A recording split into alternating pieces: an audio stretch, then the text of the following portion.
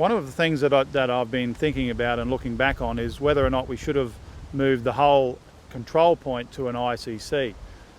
I'm still unsure of which way to go with that, but certainly the control point that we had set up with 501 Tango and a dedicated control vehicle worked very, very well after we had the IMT to support it. And I think that's really the key, is the number of members you have in the IMT and also the help of other agencies. By the third day we had every other agency there as liaison officers, and that worked extremely well. One of the key issues that came out of the gap fires, both on that Wednesday night and subsequently on the Thursday and the weekend period, was the need to have adequate resources at the fire scene, able to be used very, very quickly.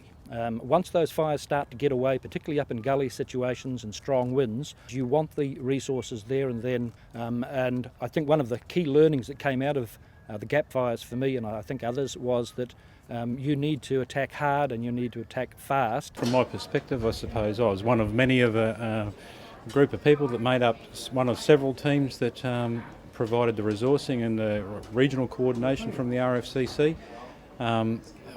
I would suggest it was a learning curve for all of us. It was, I would suggest, an unprecedented set of circumstances for us in Brisbane with wildfires of that severity, so close to so many houses, and there was a lot of pressure on a lot of people. From the coordination team's perspective, you're a link in a chain. You're providing information up and information back, and the coordination of resources to support those on the ground. It's easy to get tied up in what you're doing as a unit itself, but you need to keep focused on its supporting the staff on the ground and with the appropriate resources, and also that you're feeding up to the State Operations Coordination Centre and ultimately to the Premier in the chain of command to that. So there's pressure coming from both ends, I can assure you.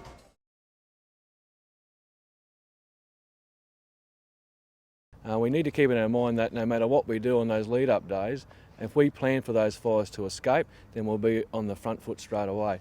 And I think in this instance we didn't do that as well as we could have. We knew Friday was going to be a really bad day here. We had going fires, some edges that were secure but potentially could have lost them. And I don't think we resourced the fire well enough to support that day when it did get out. And it puts a lot of stress on the crews that are on the ground straight away. And then you're chasing the fire the whole time and not being able to put good strategies into place.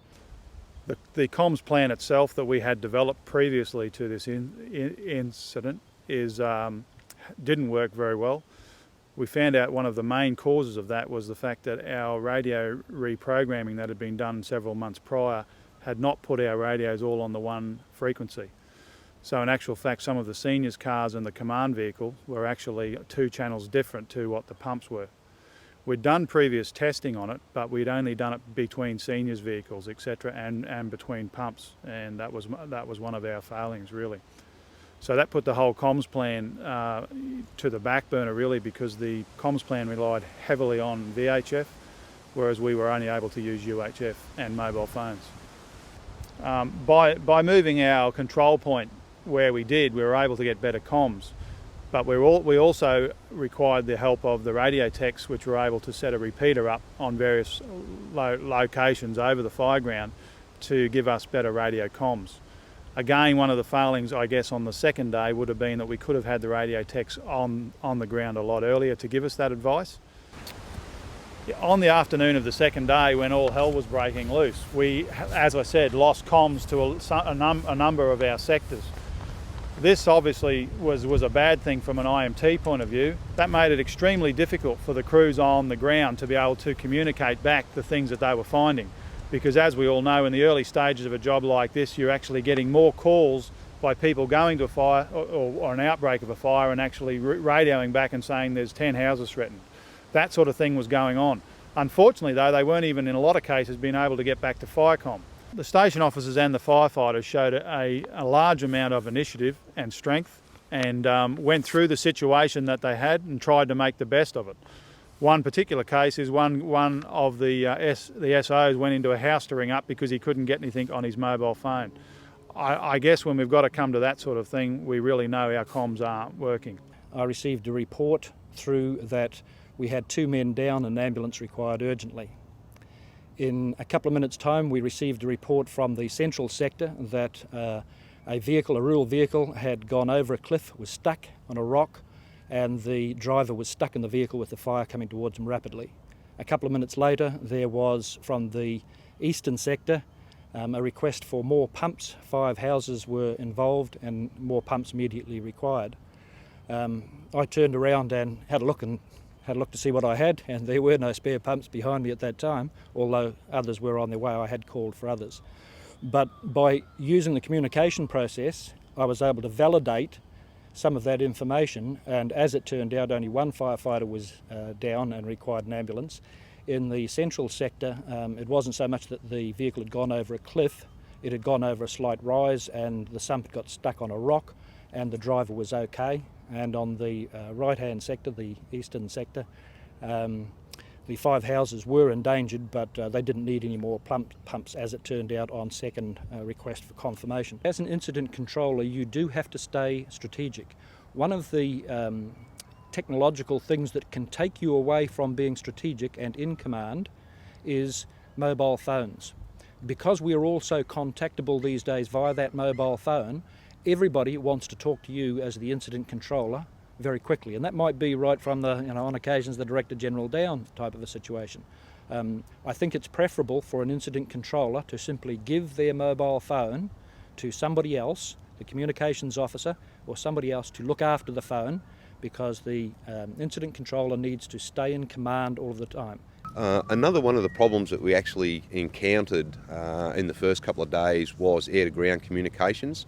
Now, communications was an issue because of the terrain and the particular area where the fire was, and we found that at times we had little or no air-to-ground communications from one side of the incident to the other, and it went through a fairly detailed process in getting that specific communication set up for us, because we can do a lot of stuff from the air, but if we're not talking to the ground and the ground aren't telling us what they actually want, well then we can actually be dumping in the wrong places and at inappropriate places. We found in the end, because the fire was working on both sides of the ridge, the comms was a real problem in relation to our radios. None of the comms worked at all, and the whole comms plan basically was focused on use of mobile phones from appliances to the IMT. That caused us heaps of problems, because they could only take one person could take one call at one time and no one else could hear what was going on, and it made a lot of problems with the team with conversing with each other, because there was no open air communication. It was all closed by phone, and unless that information was shared, no one else knew what was going on, and that in fact did happen, and that really brought us some pain down the track. We had this vehicle here on site, and we had a person from the comm centre here taking calls from the comm centre. They were getting calls at the comm centre from members of the public whose houses were under threat. We were wanting to know, or I was wanting to know where vehicles were, and we had no real way of plotting them because the information wasn't being disseminated through the rest of the team. So when we were wanting to put teams in areas to protect premises under threat, we didn't know who was there, where they were, or anything like that, so we could send the closest team if they were available. And because of the comms problem as well, we couldn't actually contact them to find out where they were, so the whole thing really became a bit of a mess. On the second day, the comms was not a problem at all. It was really good, and from that point on, I think the incident ran really well after that.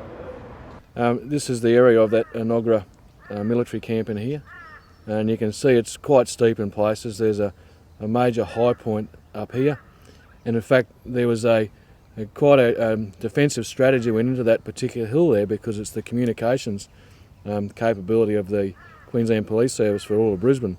So one of our strategies when we became aware of that was to go up there and burn around that and protect that as best we could. And later on in the incident, we actually established our own repeater site up there as well.